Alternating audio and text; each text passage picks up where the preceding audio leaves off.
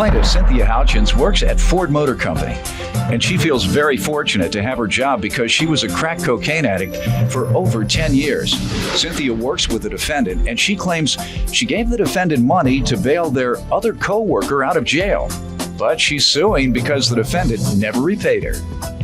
Defendant Tony Amadi Akeem insists Cynthia is suing the wrong person and says he should really be her witness in a case against their formerly incarcerated co-worker.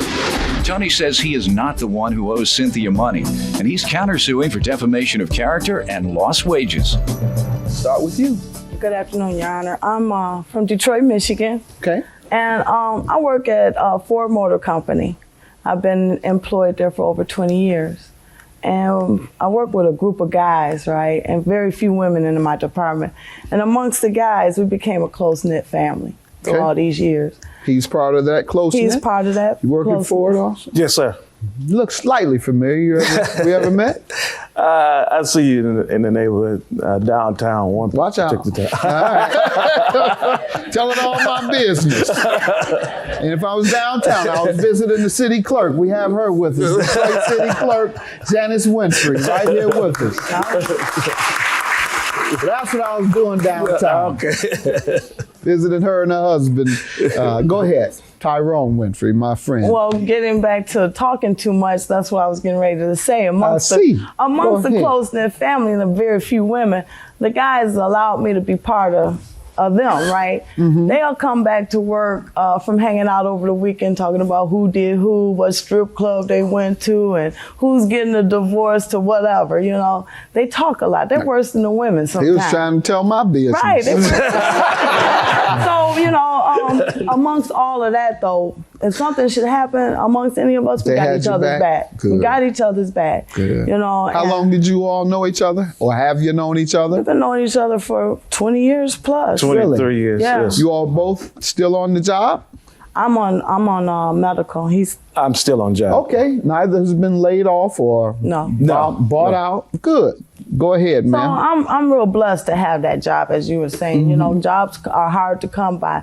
I'm especially blessed to have my job because over 10 years I was fighting a crack cocaine addiction, and I wore a mask for a long time.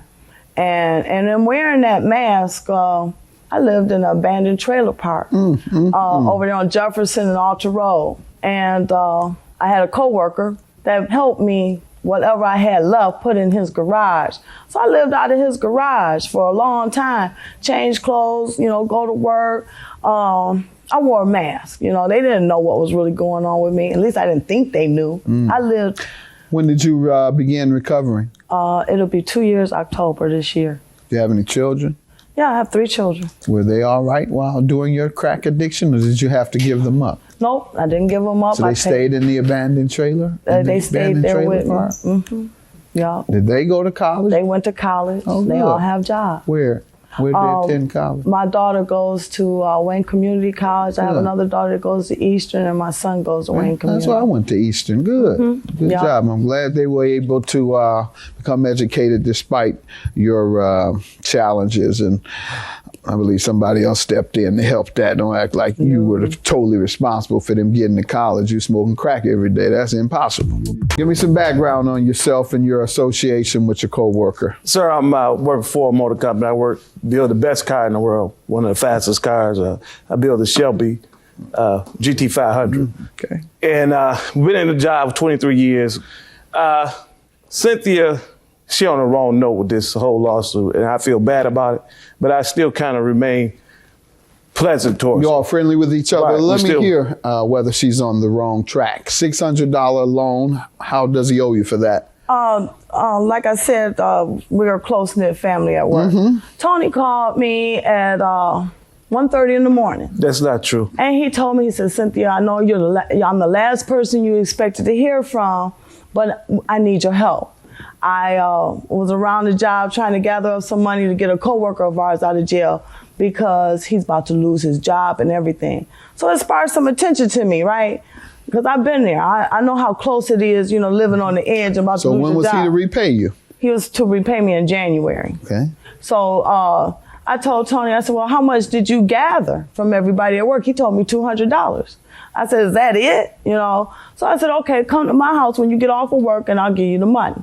So when he got there at 4:30, 4 o'clock in the morning, October 2nd of 2009, I told him, I said, you agree to pay me this money back That's when, not true. You get our coworker out of jail. He said, yeah, and I'm gonna make sure he calls you when he gets out. So I wrote him a check for the $600, and he went on. That same day, he cashed it and got our coworker out.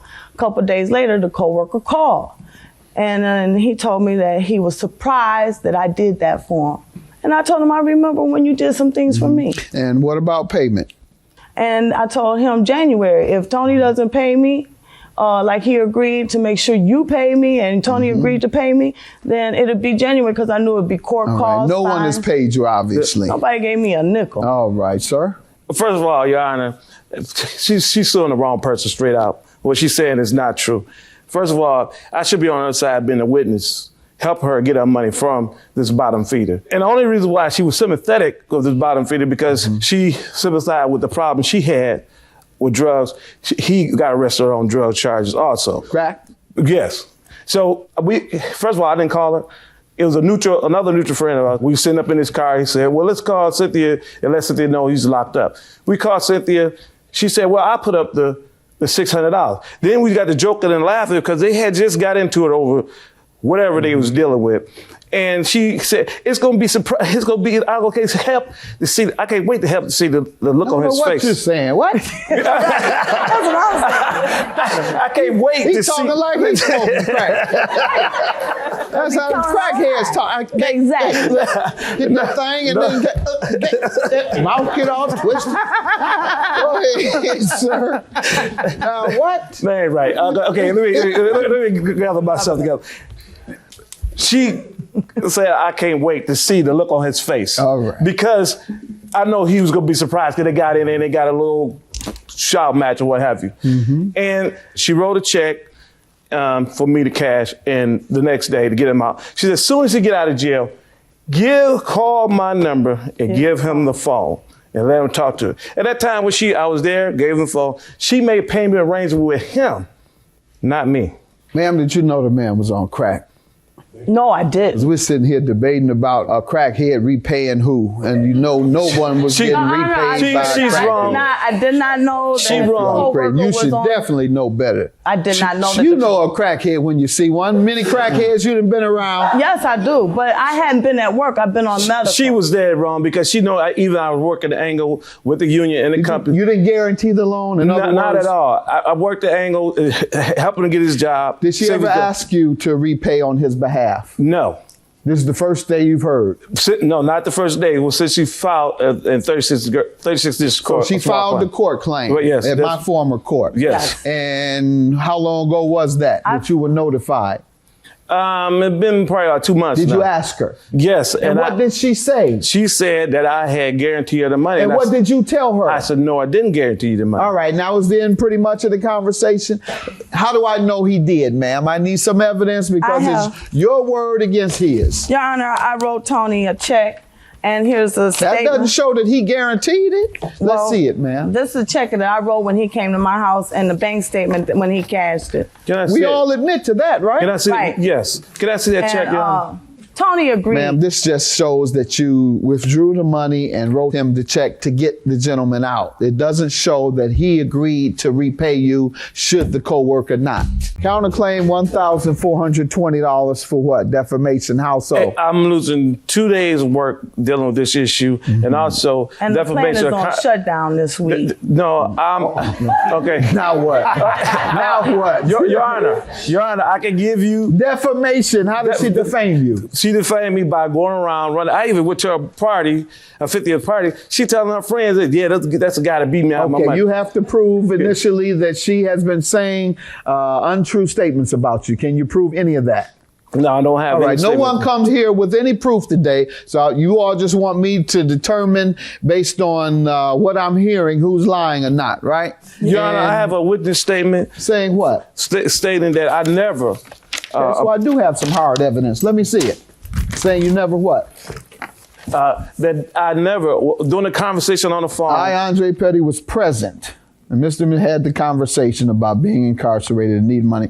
Ms. Hutchin's only response to Mr. Kidd after she agreed to give him was to have Mr. call her. Never said that she would be asking her to pay back. Ma'am, this is the only piece of evidence I have. Now, if you don't have any independent evidence, I'm going to have to dismiss your case.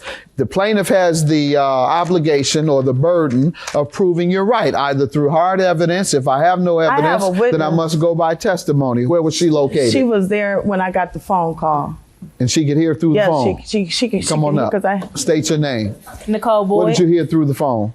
I heard her coworker call her and ask her for the money to get another one of her coworkers out of jail. Another time was when we were all together and I guess when the coworker wasn't repaying the money, he explained to her that he would be held responsible to give her the money. That's not for true. which the other coworker Who explained Tony. that? We were all. Where were you all at? A Super Bowl event. You don't know where? It was a Super Bowl event. Where? It was like a bar. All right, I'm going to have to go with his testimony or his hard evidence. Your witness doesn't even know where she's at. Do you know where you're at today? Yes. All right, have a good day. Both your claims are dismissed. No one proved anything.